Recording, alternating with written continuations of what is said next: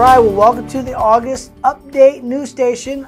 I'm your host, Chris Stu. Are you sure? Debatable, but I don't know who this guy is. Can somebody find Mari, please? Guest visit.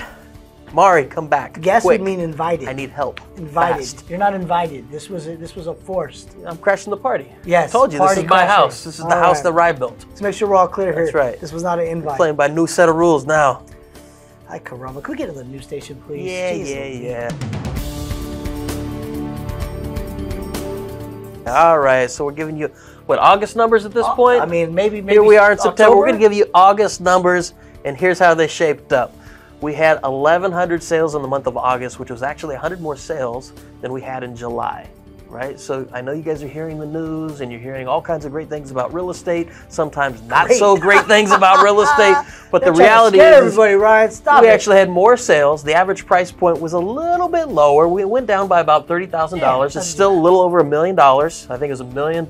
Million and some change. And some change, exactly. With half of those houses being under $780,000, which is just a tick under where it was last month, right? So little changes, not big changes, little changes, nothing to be scared of. Last month we had over 2,000 listings on the market that were active. This month we have less than 1,800, which is good, right? More inventory means a little bit more pressure on prices. Yes. Less inventory means things are getting back to normal. That's a good thing. We've got the highest priced home in Contra Costa County that sold for just over $8.3 million. I don't know who owns that house, but we're going to throw one hell of a party. Yes, we are. Do we get invited? We'll send you the invite. Absolutely. Let's figure that one out. Lowest in Contra Costa was a 1-bedroom, 1-bath in Rossmore, and it sold for just under $200,000, I think at $195. All right. Not too bad. Not too bad. Yeah. How are things looking in East Contra Costa? Well, as you know, we always like to break things down to East Contra Costa County.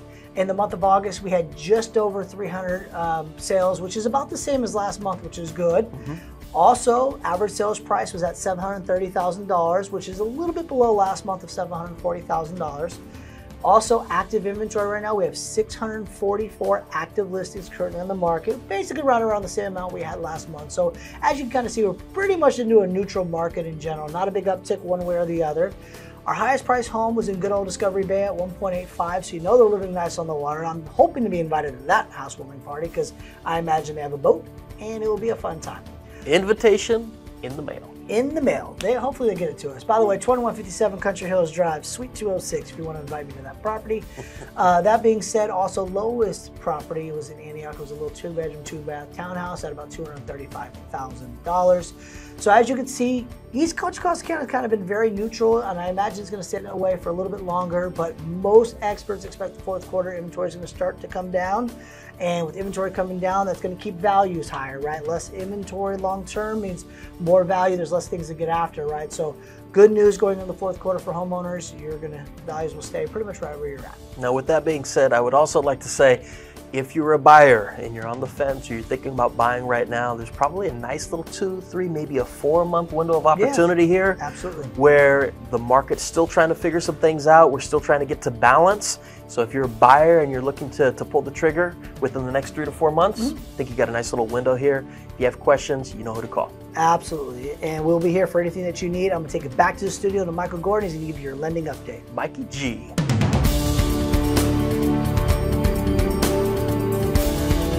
Hello, Michael Gordon here, bringing you this month's lending update. Okay, in case you haven't noticed, interest rates have gone up with the average 30-year fixed rate being a little bit above 6% unless you're able to spend about 2% of the loan amount to buy down the interest rate to about a 5.5% range. Now, interest rate locks are at the lowest levels since December 2019. Now, this slowdown in the mortgage world is creating a ton of opportunity for buyers in the marketplace to take advantage of having less competition. And if you've been sitting on the fence and believing what's going on in the news about it being a terrible time to buy, I want you to think about something. A home that was listed for about $700,000 during the crazy heydays of late 2021, early 2022 may have been bid up through a bidding war to about $850,000. And if you were financing that amount at about a 3.25% interest rate that is no longer available, that payment is actually only about $275 a month less than that same $700,000 house that you would get for 5.5% today and not have to worry about a bidding war driving that price up exponentially. So my question to you is this: would you have a slightly higher payment and spend $150,000 less on the same home today? Or would you rather save $275 a month for the next 3 to 5 years before you make a move? You do the math on that and tell me which way is better for you. Now for some community updates, back to Chris.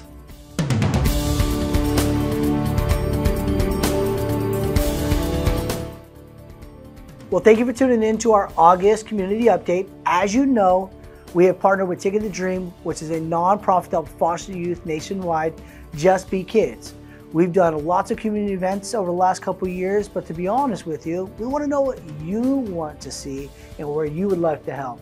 Would you like to be helping us out? We're going to events and helping foster kids with school supplies.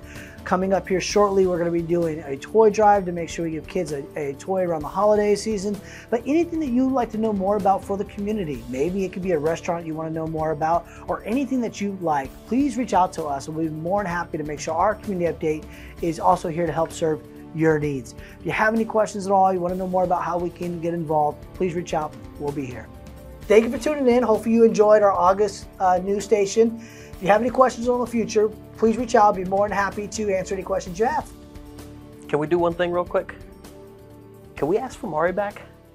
Please. We want Mari. Yeah, we want Hey, Mari. everyone. I can't deal with this guy. He's terrible. I can't deal with this guy. Can we fire him, please? Hashtag. Everybody in the DMs, do you guys want Mari back? Please and thank you.